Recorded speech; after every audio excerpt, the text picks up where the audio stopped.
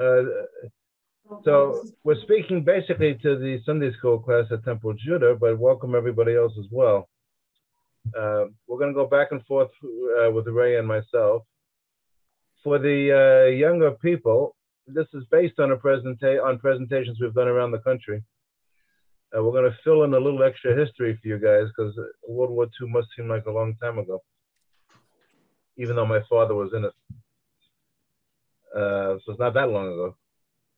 Anyway, a lot of people are surprised when they learn that in the various camps of World War II, of which there were probably over 100,000 camps, a lot of camps for people.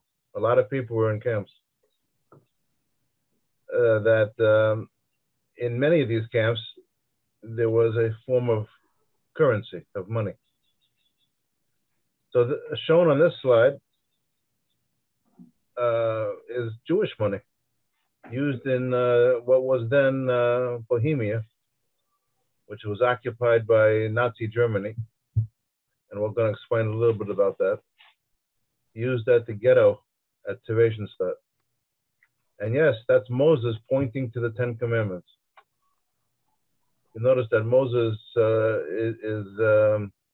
is a fancy word for you young folk.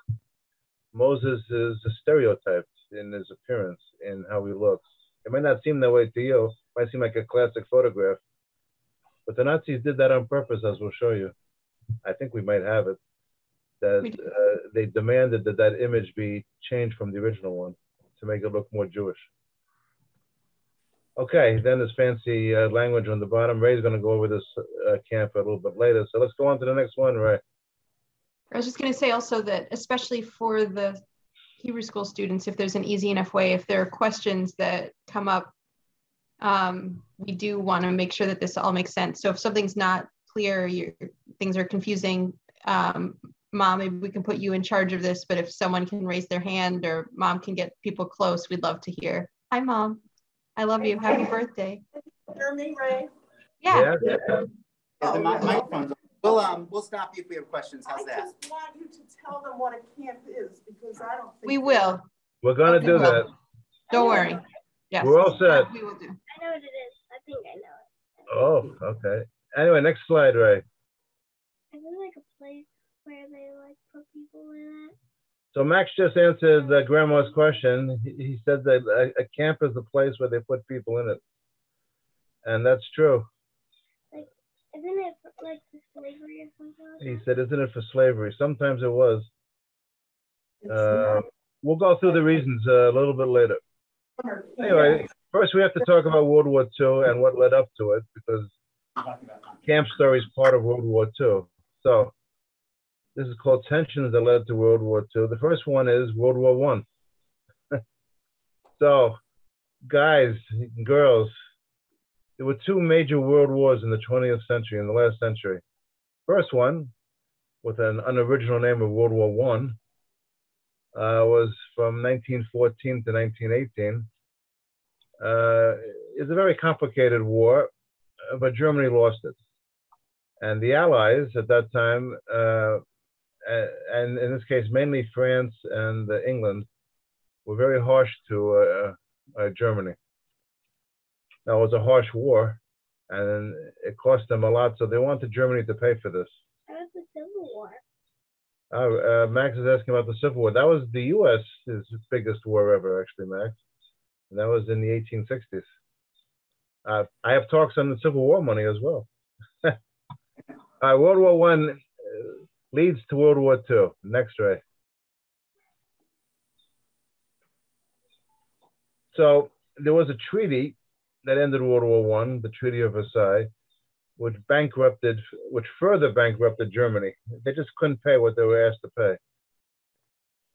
And then worldwide, the situation of money and the economies was very bad by 1929, 1930. And there's lots of reasons for that. I'm not going to go through that story. Someday you'll learn about it. But by 1931, 32, in the US, for example, 1 out of 4 people couldn't find work. Right now, it's the opposite, by the way. If you want to find work and you're over 16, no problem. You can get 10 jobs tomorrow. But back then, grown men who were it was sexist at that time. Mainly men supported the families. Not so today. They couldn't find work, so this led to hunger, depression, not only physical depression, but mental depression. And this was especially true in Germany, where over 1/3 of the population couldn't work, couldn't find it, were destitute. So that led to World War II in part, because, next slide. Well, first, before we actually get to the war, Jews were blamed, as was traditional in Europe. You might say, what do you mean traditional? Well, that has a long story too. But Jews are different. We have to face that different customs, different appearance, different language in those days. Jews spoke Yiddish throughout Eastern Europe and even in Germany. And this led to what we call the fancy name anti-Semitism. Translation: hatred and discrimination against Jewish people. Next. So in 1933, this leader of a pretty violent party called the Nazi Party took over in an election. Yes, in an election, although he never got a majority ever in a democratic election. So during the 20s, he began to blame Jews, among others. And he began to blame the Allies for the Treaty of Versailles. And to be honest, some of the blame against the Allies was true. I mean, what he said. But he was not a nice guy. He formed a group called the Stormtroopers. And they would beat up people in the elections. And eventually, though, by making deals and making promises which he never kept, in January of the year 1933, not that long ago, he took over Germany. And within a short time, a year or two, he became the absolute dictator of Germany. And that led directly to World War II as well. Next. So the Nazis began to take over Europe. So Hitler thought he would expand Germany and become very powerful. He had been in World War I as a corporal, and the defeat affected him very much, as it did many other German people. So he began to build the army, which was against the rules of the treaty that ended World War I, but he didn't care. He did it almost in public, not quite. In 1935, he began to expand. There was a part of Germany that had been demilitarized, which is the fancy language of no army was allowed to be there. This was the part near France. He didn't care about that. He just took it over with his army. And France didn't do anything. Nothing. He just let him come in. He had a very weak army then, actually. And later on, he took over other places. In 1938, he took over the country of, in 2 steps, Czechoslovakia. He just took it over. He marched in. Even though Czechoslovakia had protection deals, had treaties with England and France, didn't matter. He just came in and the Allies did nothing.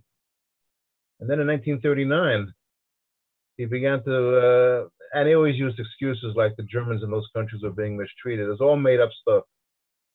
In 1939, he decided that the Germans in Poland were being mistreated. They weren't, but he amassed by then a big army, a massive army. And in September of 1939, here we go, England and France draw the line in 1939. September 1st, 1939, Poland is invaded by Germany. So France and England said at this point, if you invade Poland, we're done. We'll go into war. Hitler didn't particularly care about that. Literally didn't care. And on September 3rd, 1939, there's a question. The question is, how did he take over Germany? He promised work. And a lot of the work was to rebuild the military in Germany. You might wonder, how did he get the money? He borrowed. He borrowed on international bond markets, including the United States. So in part, the United States paid for the rearmament of Germany. as did England, as did France. Eventually, those bonds were not paid off. A few were. After World War II, though, legitimate bonds issued in the 1930s were paid off by the new German government after the war. However, when the Russians got to Berlin, they marched into the German central bank and took the bonds that were there. So you had to have a legitimate claim to get paid by the German government. Switzerland helped too. Well, in a way, they were like a big depository. And the Germans did deposit wealth in Switzerland, especially gold, which they got from a lot of Jews. That's not the only source, but a lot of Jewish wealth was also sent to Switzerland. But if it was confiscated first, then it became German gold. And the Swiss, that's a whole story in itself, did not care. They were making money from all people who deposited in neutral Switzerland. All right, so the war begins. And the Germans now have 3 million more Jewish people. Now, before this happened, there were camps set up for political prisoners in Germany. We're going to show some money from those camps too. But once the war begins, and the Germans, here we go, 1940 to 42, Germany takes over most of Europe and Russia. They were unbelievably successful people. You can't imagine how threatening they were. They took over Holland, they took over Belgium, they took over Norway, they took over Denmark, they took over France. They took over much of Eastern Europe. They allied themselves with Italy. And by 1942, Germany was in charge of most of Europe. They had invaded Russia. They had gotten to Moscow in 1942. They had gotten to St. Petersburg or Leningrad at that time. They occupied a huge amount of land, except for England. There's a thing called the English Channel. And the Germans were not good about going over that little stretch of water. In fact, you can see France from England, or vice versa. And the Germans could not cross that successfully. So England remained free. All right. That's the background of World War II. Let's call that the abridged, brief version. Ghettos and camps. Okay. Keep going, Ray. Ray's going to be there in a second. But the first camps were established 1 month after Hitler took over. These were now concentration camps for political prisoners.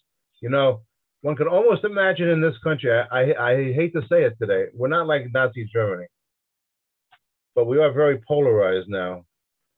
So and in Germany it was more polarized.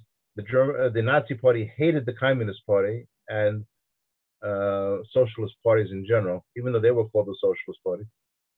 But they hated the left side, so much so that they imprisoned the leaders. It's almost as if the Republicans or the Democrats, whoever's in power, imprisoned the other side. Now, we haven't gotten to that level of distrust and anger, but the parties are pretty angry right now at each other. More angry now in the United States than any time since the Civil War, in my opinion. But we haven't gotten as angry as Nazi Germany was, where they would literally beat people up in the streets, imprison people. And so the first camps for the political prisoners was 1933. One of them was near Berlin. We're going to come back to that one in a second. Next.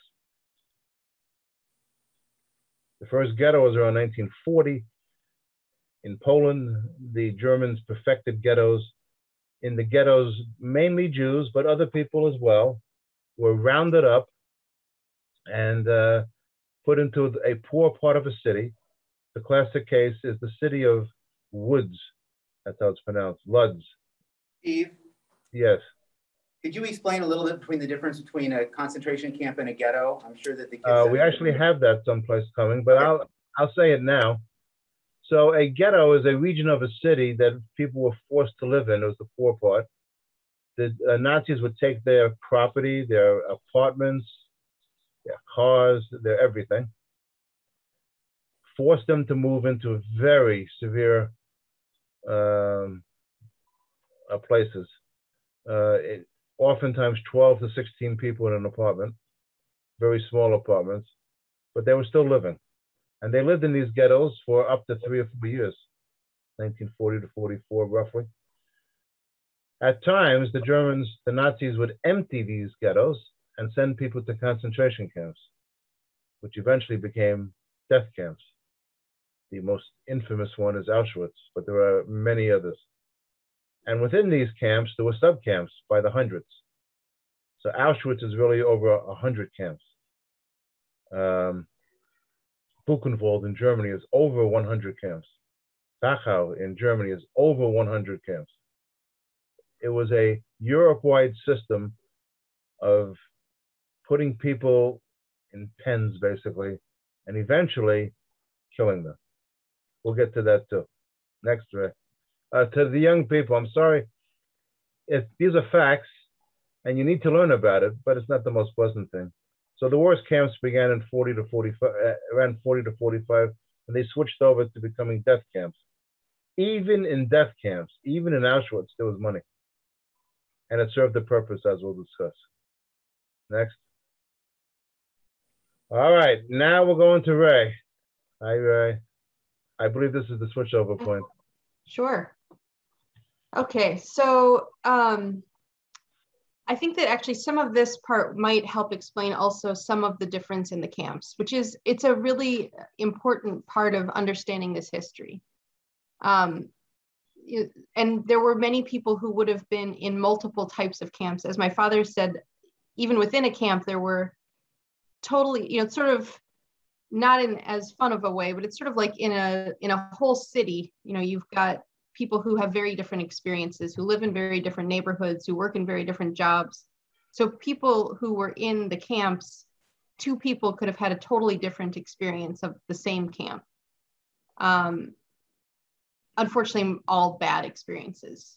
But so we're going to talk a little bit about one of the reasons that my dad and I look at this money is because there's something powerful about being able to hold something that was actually there, that can tell the story because it was part of the story. And it's not the same as reading a book or something like that, because you're holding something in your hand and you're saying, wow, this was carried by people who had this experience. And we find that to be a very, very powerful. Oops, I pushed the wrong thing. Okay, so there were a lot of different reasons that there was money used in the camps. And as we said, there were concentration camps. So in concentration camps, a lot of people had no access to any of the money.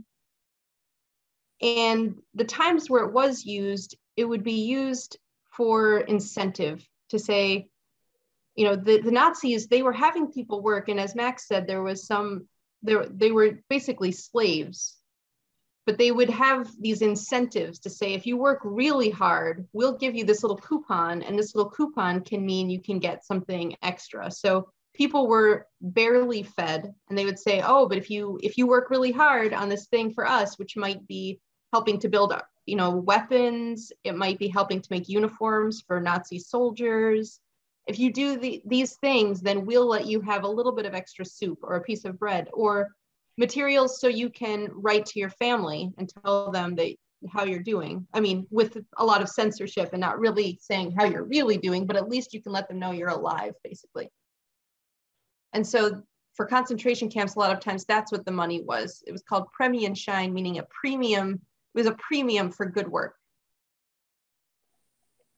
In the ghettos, the money was used much more like we would use money, where you would need it to get the things that you need. So in order to eat, to get food, they would have not stores set up like we're used to. There was nothing. I mean, they would dream of a Hy-Vee, but things like, if you want to get bread for the day, you have to have this amount of money to get bread. And so you would need to earn that money. Some people would just be given, they would be given money as sort of a pay or a daily rate. And then they would have to use that money and be clever about how they made sure they covered all of their needs. Now, interestingly, there are also camps called internment camps.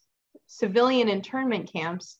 And these were not just for the people in Nazi that were taken over by Nazi Germany. These were actually, there were internment camps that our side used for people who we were nervous about, you know, that the United States said, oh, we're not sure if we can trust these people. They're from Germany. We don't know how, you know, what if they are spies or something? And so there were people who were put into camps in England, in the United States, across the world, everywhere there were camps, basically. And we'll talk about that a little bit later too. And then there were also prisoner of war camps. So this would be if you were a soldier and you were fighting and you got caught by the other side, then they would put you in a camp also. And that was actually a lot different because there were very, very strict rules that both sides agree on in a war, where they say, look, we want our prisoners, we want our soldiers to be treated well. So we promise we'll treat your soldiers well if you promise you'll treat our soldiers well. And as long as people were both agreeing to that, then the prisoners of war had not a wonderful experience, but at least they would not have to worry about the same kinds of treatment as there was in the concentration camps. Now, this wasn't always true, and it wasn't true if there wasn't that agreement that was made.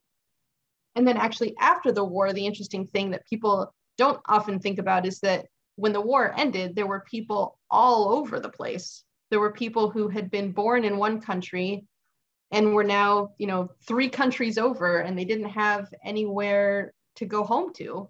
And so they also lived in camps after the war while they were waiting to figure out where they were going to go next.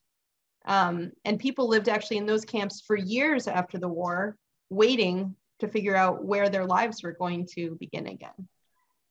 So we want to make sure you know that camp money was used on both sides, but for different reasons, and that the United States had camps, and there were even camps in Iowa, if you can believe it.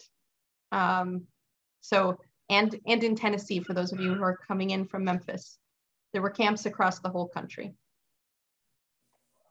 So now the question is why?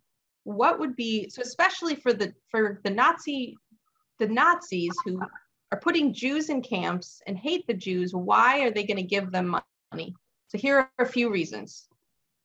And then we'll get to some images, and I think that'll be probably more, you know, visually interesting. But these are important parts about the background here. So anyone who has their camera on, who here has ever been to a different country? Have you been to a different country? Did they use the same money in the country you went to? No. No. So when you go to another country, you exchange your money for their money. So you give them dollars and they give you pounds, or you give them dollars and they give you pesos. And that way you can use money in the place you're going to. So one of the things they did was when someone would come into the camp, they'd say, oh, we use different money here. So you should give us all your money and we'll give you the camp money. And that was a way very simply to steal. They would say, give us, you know, these were people who they weren't just coming for vacation, they were moving to these places. They'd say, you have to give us all the money you have and we will exchange it for our special money. And that would mean that they would basically just be given whatever money people gave them. And then the money they got back may or may not have been particularly useful. It was also a way to control the things within the ghetto or the concentration camp, to decide who gets what, and to have a lot of power over how much food people can get, how many supplies people can get, things like that. It made it harder for people to escape, because if they were using German marks in the camps, that's the kind of money that they used in Germany at the time. If they had German marks and they could save some up, they could escape and they might be able to, you know, get a ticket to travel somewhere far away. But if they had this money, it wasn't useful at all outside of the camp. And also, if someone would have been found outside the camp with this kind of money, then it would have been obvious that they had escaped. They also used it for humiliation. They wanted people to feel different. They wanted people to feel like they weren't allowed to use the kind of money that the good people could use. And they had imagery on it that was attached to them being very much imprisoned. And then I don't know if people know the word propaganda, but they also used the money as a way of pretending that they were treating people well. So there were, even from those first camps that my dad mentioned, even before the war, people were hearing rumors and saying, wait, what is happening in there? That doesn't seem good. And so they wanted to make sure they could tell a story that would say, oh no, we're not treating people badly. This is it's just a place where we're putting people to make sure that they're going to be safe. And so they would actually have places like the Red Cross, which is an international organization that tries to protect people. They came to visit some of these camps. And as part of visiting, the Nazis said, look, we're treating people well. We even have a bank. People get money. They get paid. This isn't slavery. We're paying people, see? And it was part of this sort of pretending. And it actually worked. I mean, it convinced people who visited that things were better than they had heard. I think this is you, Dad. I think it's still you. Oh, okay. It could be either one of us. Show the next slide, Ray. Or the next part of the slide. Okay. So there is a note used in the concentration camp of Buchenwald, which was one of the bad camps. A lot of people died at Buchenwald, and so it's a very plain issue. It didn't have to be fancy. You can almost imagine that note in Buchenwald. So that's one mark. You can see the symbol for the SS. They were the guards. It mentions the canteen and Buchenwald. So the government, the German government, created this money. Actually, they had a branch, like we have Social Security, Veterans Administration. They had a Veterans Administration, and they had a concentration camp department, literally in Berlin, with offices and forms, and they created this money in Berlin. Next try. In the early camps and in some of the other ones, especially the Jewish camps, inmates created the money. So this is a note from 1933 from the concentration camp at Oranienburg, which is right near Berlin. So this is one of the first camps that was set up as a camp for political prisoners. You can see it says Lagergeld, which is German for camp money, 5 pfennigs, like 5 cents. At that time, 100 pfennigs was a mark, and a mark was about a quarter, about 25 cents. But back then, 25 cents was a lot more than today. It's about 5 times more as of now. So it was like $1. So this is like a nickel today, roughly speaking. Okay, next, concentration camp money. Keep going. Okay, so we'll talk a little bit more about Oranienburg. Is that you, Ray? I think that's me. Okay, so Oranienburg was one of the 2 first concentration camps. That's a picture of the guards outside from the time. It was used as a model. The Germans were figuring out how they were going to use these camps. They weren't the first ones to come up with this idea of taking, in particular, their opponents and putting them in a camp so that they couldn't continue to fight them, politically. And so they would say, all right, you have too strong of a voice. We're just going to put you in this place where you can't do anything. Actually, it's the first concentration camps were set up by England during the Boer War around 1900. So yes, you're right. Germany did not invent the idea of a concentration camp. They took it to another level. Yes, they took it to another level. And then this camp, Oranienburg, like I mentioned before, was one of the camps that was used as a model for the outside world. There were even books written about it at the time. Now there have been books written about it, but even at the time. So the money in this camp was really interesting. And I think you probably will like this. I mean, not in a happy way, but in an interesting way. The money was designed by an artist named Horst Willy Lippert, who was a political prisoner he was anti-Nazi, and he had been arrested because he was fighting against the Nazis in very public ways. And he designed all of the money. So this is the one that my dad already mentioned, the 5 Pfennig note. As he said, it's called Lagergeld. So Geld in German is money. Oh, yeah, I've got that wrong here. So Geld in German is money. You can see my cursor now. Is that right? Yep. Okay. Lager means camp, so Lagergeld, meaning this isn't money that you can use anywhere else. Konzentrationslager, so lager again is camp. Concentration, so it's concentration camp, Oranienburg. And this is a picture that he made with a woodblock style, which was very popular at the time in Germany. And you can see there are these prisoners in uniform kind of shuffling off to work. And here we've got barbed wire fencing. We've got a guard under this tree with a gun. And we've got a beautiful tree and a beautiful background. And then here, this is a close-up, pretty low resolution for some reason. I can fix that someday. But this LIT in the corner, that's his signature to say he's proud of this work. He's an artist. He made this work. And this is the rest of the money, which is really powerful imagery. So here we've got a factory with the swastika and a beautiful tree. Here we've got a man working hard, planting a tree in front of a giant swastika. This is on here. This is what the back of all the notes basically look like. And it explains that this money is only good in the concentration camp. If anyone's ever been to Disney World, obviously that's a happy place, but Disney World has Disney dollars, same thing. You can use them only in Disneyland. You can't use them outside Disneyland. This is like the exact opposite of Disneyland. It's the worst possible place you could go, but the money idea. And then this one, which we're going to talk about more, has, and you can see they're proud of things. The Germans approved this money and said, this is a good idea. This shows how strong we are. This shows that the people holding it are in prison. And you can see there's these two guards with a swastika and barbed wire across the back. Now, the really interesting thing is if you bring in an artist who is there because he likes to fight against the Nazis, then you give him permission to design this himself, he's going to come up with something.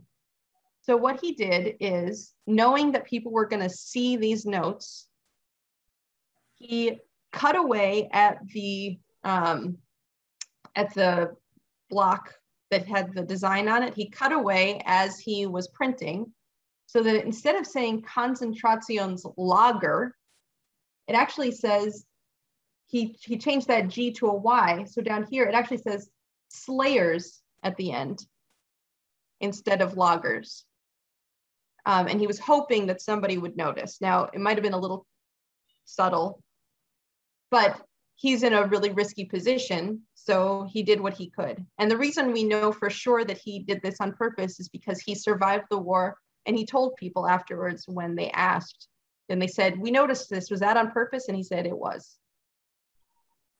Now, another interesting thing about this particular camp, it was near Berlin, and they built another one very close to it called Sachsenhausen. And Sachsenhausen had a group of artists who they found from across Europe who were Jewish, who they brought together because they thought they would be able to make fake money from other countries as forgers.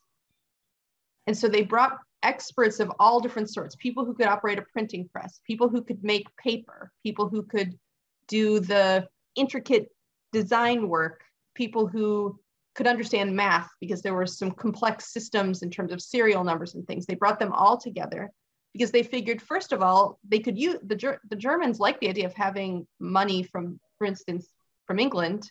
British money was very strong. They could have a bunch of British money and use it to buy things. That was good for them. And they also actually liked the idea of having the banks eventually find out and then have to worry about their own money, worry about what's counterfeit, what's real, and have to put some effort that they could have spent toward the war toward fixing their banks. So they had these people it's called Operation Bernhard, and they succeeded in making such realistic British money that they were able to spend lots and lots of it. And it did, in fact, throw the British government a bit. And it was a very impressive operation done by people who, again, had no choices, no power, and were asked to use their expertise to do something that they knew was not good for them because they didn't want Germany to succeed. And they tried to keep it as slow as it could be, but they also wanted themselves to survive. So it's a very hard position to be in. All right, Dad. Okay. Next, there we go. Okay, so this is more money from Buchenwald. Now we're going to go into the actual concentration camp money and the ghetto money. Much more images now. So I did an exhibit at Holocaust Museum Houston, which is one of the U.S.'s most important Holocaust museums. A friend of mine donated his collection of money, so a museum now has one of the world's best collections of the money. And I did a museum catalog for them, and then they had an opening, and that came out. Well, a woman came who was a survivor and donated this money to Holocaust Museum Houston. It was in her possession at the end of the war. And very moving. She said this basically, she had a uniform and she had this money. That's all she had on earth. So even though it's in terrible condition, it's extremely moving. You'll notice that the concentration camp money at Buchenwald, which was in Germany, has an overprint on it. It says KL Buchenwald, Arb, KDO, Altenburg. Yeah, Altenburg was a subcamp, one of the over 100 subcamps at Buchenwald. That was her subcamp. So the money has extreme meaning. Go ahead, Barry.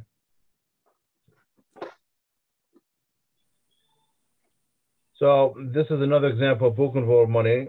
I got this one a long time ago. Again, this is not particularly in good shape or anything. You know,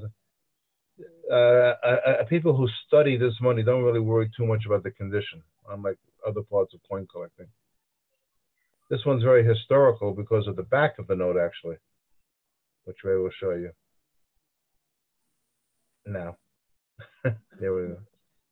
It's written by a soldier, I believe. I got to this German camp right after the U.S. Freed the people. They burned and buried people alive here. So the soldiers saw this when they began to liberate the camps. They reported it to their generals. The generals saw it. They reported it eventually to General Eisenhower, in charge of the invasion forces, and also Congress.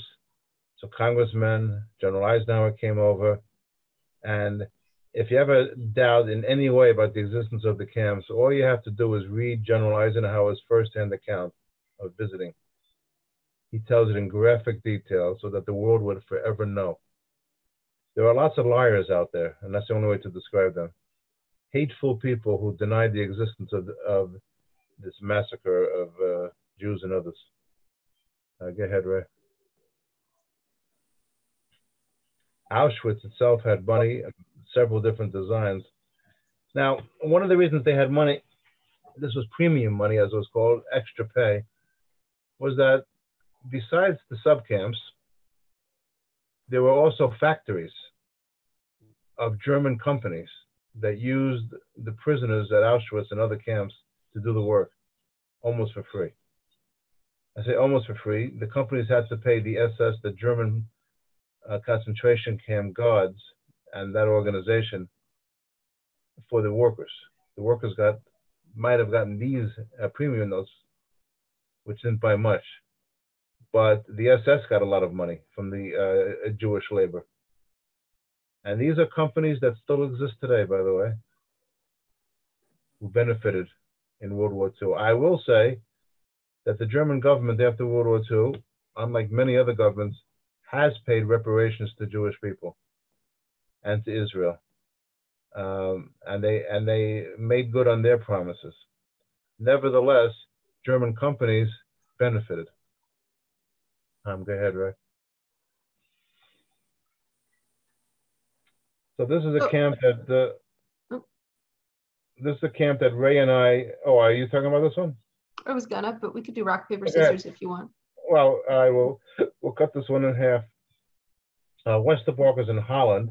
This is a modern sculpture at the campsite. Ray and I and Barbara and Heidi visited this campsite in 1990 or 91. I think it was late 1990 that we visited this campsite. And so this is a sculpture on the site of where they had the tracks leading to the Eastern death camps. So this was a transit camp that the Nazis set up in a remote part of Holland, where they rounded up the Jews and they sent them to this camp, rounded up the Jews in Holland and sent them to this camp. Even a young Anne Frank went to this camp first. And she survived this camp only to die in Germany at another camp, Bergen-Belsen. All right, Ray, now I think you can go.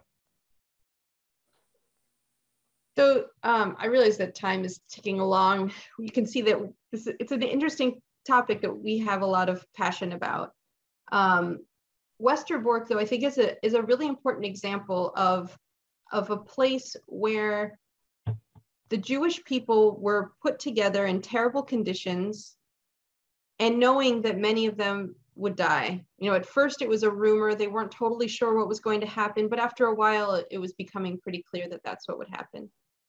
And the thing that's amazing is that within this place, they still managed to put on plays and concerts, to write poetry, to teach classes, to record their history of the people who were there, and really to try to live every part of life that they possibly could while they could, which is pretty amazing and is something that happened in a lot of these places, despite knowing how horrible things were. And we could do a whole talk just on the art and music and theater of Westerbork, where they performed even for the Nazis who would attend. Because they had such incredible performers that were all in these camps, that, you know, there were movie stars who were at this camp. And, you know, the Germans would at the same time allow people to go to their deaths and also would want to go see their performances beforehand and to appreciate the art that they had to offer. I mean, it's awful, and for the people who were there, so impressive. But anyway, this is money from that camp. You can see the money was very focused on being industrious and working hard. This is one of the places where they wanted to give people money in the hopes that then they would work harder. And so it's a very industrial design, and they called this design with this gear over the skyline, I guess, of the camp. Jewish labor is essential for Germany's victory. Basically, if we can get people to work, that'll help us. And the Jews in the camp referred to it as life's last turn. So they looked at the exact same image and had completely opposite impressions. And in fact, they fought to not work hard. They made the decision that it was better to sacrifice themselves and know that there would be a consequence, likely their lives, rather than work hard for Germany, because they didn't want Germany to win the war. All right, Dad, this is going to be, we're at 12 or 11:15. This is going to be hard because this one. We're going to, because I want you to see images not only from the Nazi camps, but also from the American camps and British camps. All right, ghetto money. The main ghetto money was issued at this place called Łódź, second largest city in Poland. And so this is actually money in the form of a stamp, a 20 pfennig stamp. Poland was divided into 3 sections. The western third was taken over by Germany. Germany considered it Germany. The central part, called the general government area, was occupied by Nazi Germany, but was still Poland. And the eastern third, in a deal made in 1939, went to Russia. The Russians attacked Poland a few days after the Germans did. And they went to prearranged borders, which saved quite a few Jews who were able to get into Russia and escape from Poland as a result. Anyway, the guy on this note, Chaim Runkowski, was the Jewish dictator of the ghetto. And he ran that ghetto with an iron fist. He was hated in that ghetto by hundreds of thousands of Jews. Over 300,000 Jews went through this camp. And they left mainly to go to the death camps at Auschwitz and a place called Chelmno. When the war ended, hiding in the ghetto were 887 Jews out of 300,000. All right, so that's Rumkowski on the stamp. He thought by total cooperation with the Germans, they could survive. That was a fallacy. The Germans would rather kill the Jews in the end than worry about the labor. He was on the last transport out. 1 mark notes, very symbolic money. Stars of David by the hundreds. Barbed wire surrounding the note with Stars of David in the barbed wire. The Älteste Juden in Liechtenstein, M. Rumkowski. So his real name was Mordechai Chaim Rumkowski. So the M is for that. 15 May 1940. This was money, Kitung Uber, a receipt for money.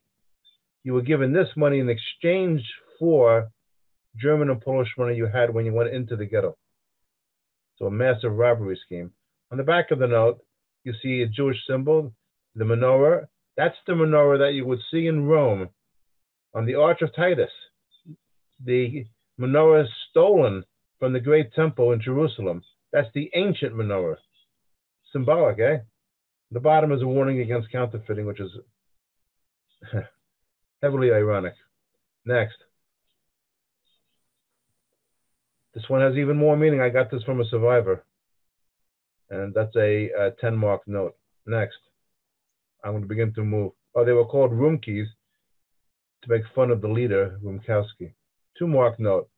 This is an exceptional condition note because these notes were withdrawn from circulation because they were counterfeited by the Jews. Now, the Jews ran the ghetto under Rumkowski's Judenrat. Nevertheless, other Jews in the ghetto counterfeited the Jewish money. And so the Germans withdrew the 2-mark notes. So this is a fairly rare note. I have seen one example of it, the actual counterfeit.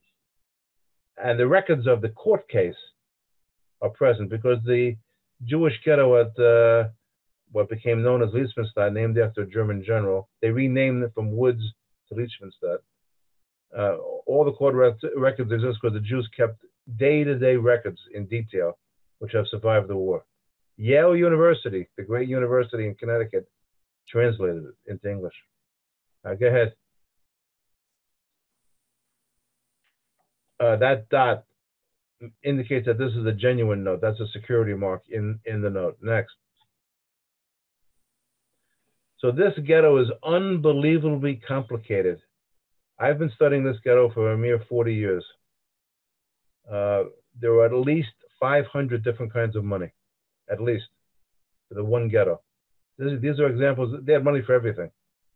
Soup money, meat money, glove money, sock money. Keep going, Ray. You'll notice the little holes on those last notes. These were stolen from the archives at the end of the war. And the Germans would put up notices on a weekly basis as to what coupons you needed for what purchase every week. This is a way of controlling it, of rationing the money in 3 languages: German on the left, Polish in the center, Yiddish on the right. I took this picture at Yad Vashem, the Holocaust Museum in Jerusalem, one of the 2 most significant museums in the world for the Holocaust. The other one is the U.S. Museum in Washington. Keep going. The wrong way, here we go. This is charcoal money with a map in the ghetto with the street names in German and Polish. The Germans renamed all the streets after German themes. And a map for 10 kilograms of briquettes, charcoal, 10 kilograms. You won't get much physics here, but that's 22 pounds of charcoal. Next. This is overprinted, a 50 pfennig note, overprinted by the post office for small change. They had a post office open from time to time. And so you would cut the note into thirds to go from 50 pfennigs to 20, 10, and 20. Next. Coins they had. On the left is a 10 pfennig coin made in magnesium, a highly corrosive metal used in fireworks. And so this coin is slowly dying. It's oxidizing. It's rusting, if you would. The one on the right is the German 10 pfennig coin in circulation at the same time. So when the Germans saw the Jewish coin, they said, no way, take it out of circulation. That looks like German money. No way. So this is only a pattern which was not used in circulation. Next. Hello, Ray. Is it true that they used metal from airplanes to make So this that was a money? rumor that people wrote about. The answer is no. They actually ordered the metal from Germany. It was cheap. That's why they used it. Ironically enough, they went from the German-like money to their own Jewish-like money, which is highly symbolic. Ghetto with stars of David. And the words say the Älteste Juden, the oldest of the Jews, which literally meant the leader of the Jews. That was Rimkowski. Receipt for 20 marks, Liechtenstein, the city of Lietzmann, General Lietzmann, who was a World War I general. Next. And these were made of magnesium or aluminum. All right, Ray, we got to move along. Here we go. All right. This was in Terezin. This includes the note that my father showed at the very beginning. This is an artist named Peter Keen. There was a very active group of artists here who did various graphic design projects, including making the money. This was another place that had a lot of propaganda. The money here was beautiful, powerful in terms of its imagery, not very useful. People weren't really able to do much with it. They had a few places they could kind of use it, but at the end of the war, most of it was crisp, untouched, because it wasn't particularly useful. And this includes the image that my father mentioned, where this was the original image of Moses. And they were told that he looked too quote unquote normal because they wanted Jews to be seen as abnormal. And so they asked to make his hair curlier, his fingers more gnarled, his nose longer. They made them sort of change their draft for that reason. The money was so not useful, in fact, that in the same way that we here call things that money that's not useful monopoly money, is that something people have heard? They in fact made a monopoly game there.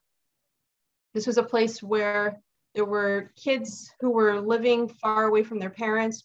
Men and women were separated, and the kids actually had this map of the ghetto that they used as a monopoly board in order to teach the kids the geography of the ghetto and as something to do. And they actually used the money in it because they didn't have any other use for the money, really. So this survived the war because as kids' names were put on the transport list to be sent to places like Auschwitz, they would give the board to another kid, and then that kid would hold on to it and play with it until their name was on the list. And that's why this board survived. But they even had themed cards that were about life in this horrible place. This is a bank book. The propaganda got to the point here where they actually had a movie that they made about, that was called Hitler Gives a City to the Jews, where they were pretending that life was good. People who were told that if they didn't behave a certain way in this movie, they and their families would be killed. And then most of them were killed anyway.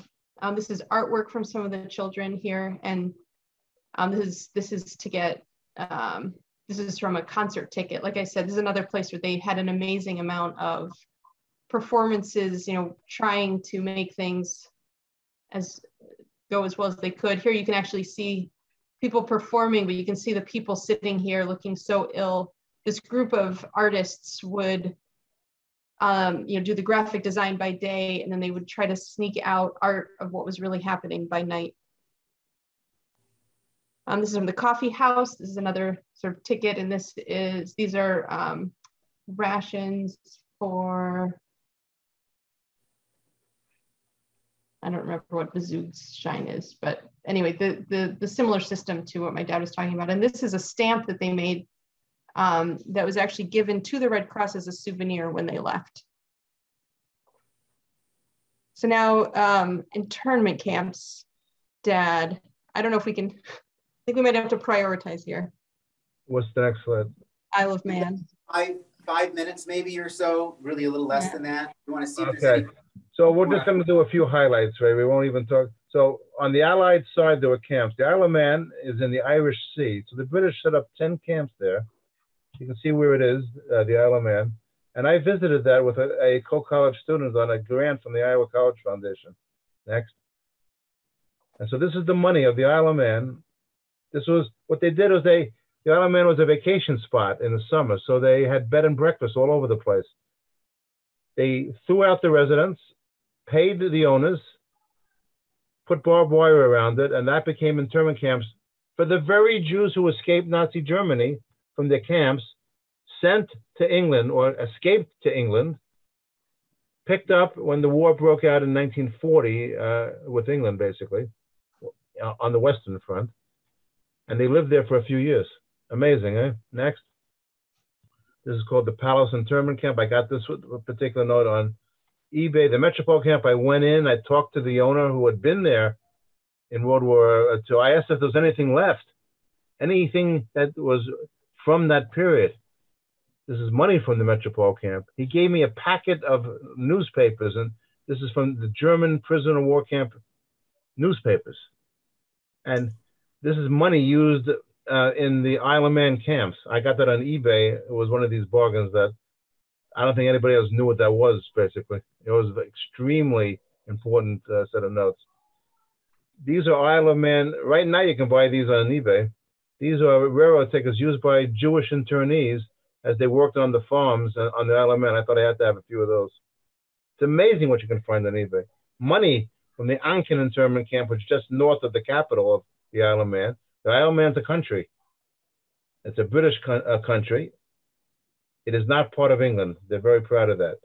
They had a Christmas card from the Sefton Hotel with 3 notes on it. Internment camp money. Next, Ray. That is the camp.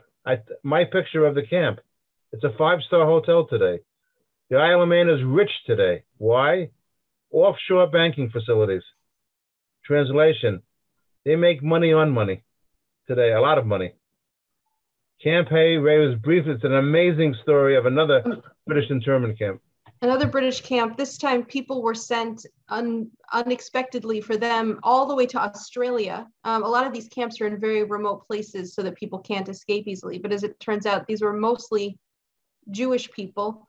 And they made this fantastic money with all kinds of secret codes and hidden words. I'll show you one right here, which is, if you can follow my mouse, in cursive, it says, "We," in the barbed wire here, "are here because we are here, because we are here." And that was their camp theme songs. They had no idea why they were there. They wanted to be fighting the Germans, and instead they were stuck in a camp because people were afraid of immigrants, kind of like happens here today, where people just, they worry if they don't know where someone's from. And then this is the name of the camp president, was in the wool of this ram, and on the back it's got all these rams with 7 for the camp number branded on the backs of them, and names hidden in all of this wool. I could say much more about it, but as we mentioned, there are also camps in the United States that were also in sort of desolate places. We visited this one in Crystal City, which was a camp for families. German people, Japanese people, Italian people, some of them born in the United States, were imprisoned in these camps. And similar kinds of things to what happened in the ghettos, in the sense that they formed schools, they formed clubs, they did concerts. In this case, this is actually the remains of a giant swimming pool that they built. They were finding ways to live in these horrible conditions, not being sent to their deaths, not the same in that sense, but losing their homes, losing their businesses, losing their freedom, feeling like somebody who doesn't belong, which is a pretty horrible thing to do to people. And these are from some of the Japanese camps, which were especially egregious because these were people, many of them, who had never even been to Japan. They were born in the United States. They lived here their whole lives, and they were still put into camps. You can see some of the coupons that they used. And then finally, this, because we mentioned that there were camps in Iowa, this is a note from a camp for prisoners of war that was in Algona, Iowa. A lot of times they use this style of sort of books of little coupons that you could use one at a time to go buy things in the canteen. That was the speediest way I could talk about the U.S. Den. All right, if you have any questions, we'll answer for a few minutes. We did get a question about who printed the money. And the answer is that there were various places that money was printed. Sometimes it was printed in the camp itself, like in Oranienburg that we showed. They had equipment and they printed it themselves.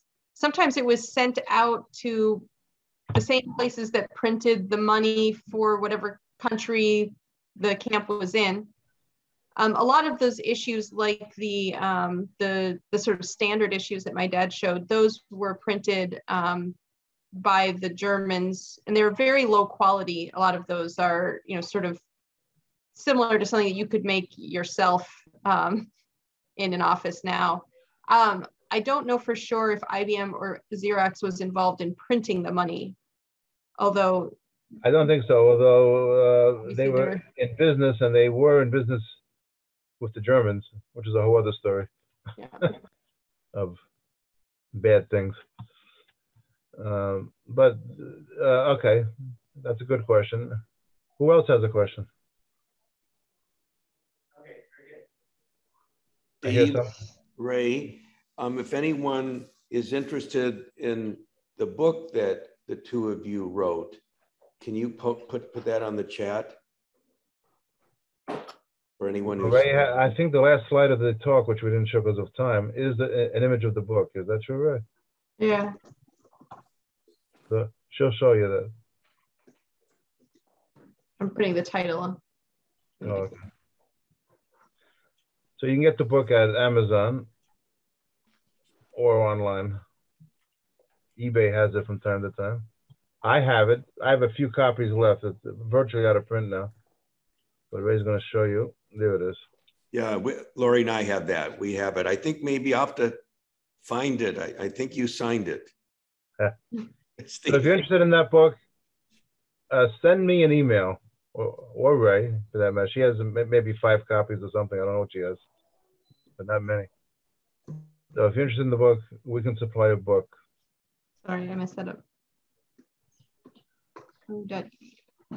And this is, I hope you have opportunities to give this presentation to other We do.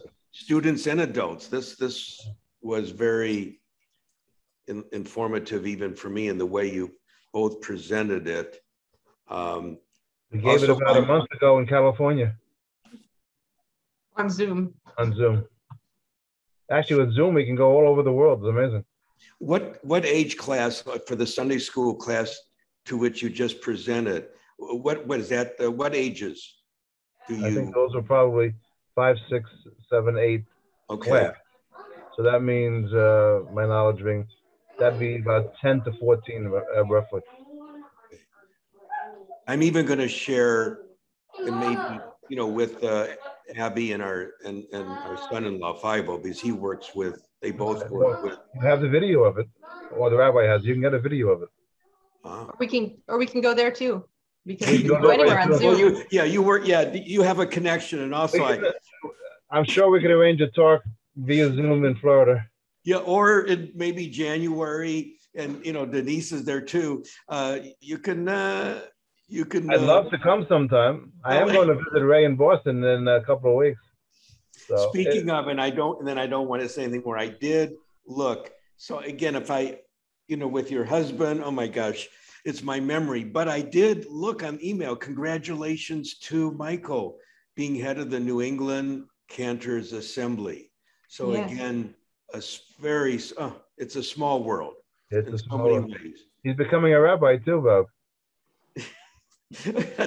He is. A double, you know. I'm told within a year or two he'll be a rabbi. Oh my gosh. For people who don't know, Abby is the reason that Michael and I met in the first place. So much appreciated to Abby. Any questions though from It was the? shared, and actually someone who is still on, Harry in Florida, but Harry Samuels wrote a book called Beshert. And I'm using that And yes, maybe it's science, maybe there's also non-science or things we can't explain. But I think that was a Beshert moment, Ray, that Abby, you know, was a Beshert moment. Well, we'll leave it at that. I agree.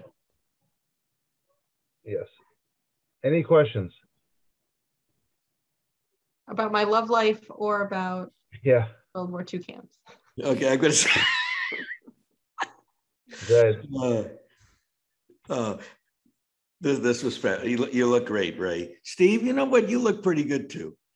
All things considered, I'm hanging in there. I just we're all, we're the elderly group. Now, I won't say that with Harry and Flora, and they're from, they're in Memphis. They're wonderful people. But may we, Steve, you and I, Denise, have even 80% of Harry and Flora's blessings and gratitude. And thank you so much. It turned out, Harry and Flora, that Memphis for many years was the home of the world's largest convention on paper money. And this was held every June at the convention center by the Sheraton Hotel downtown.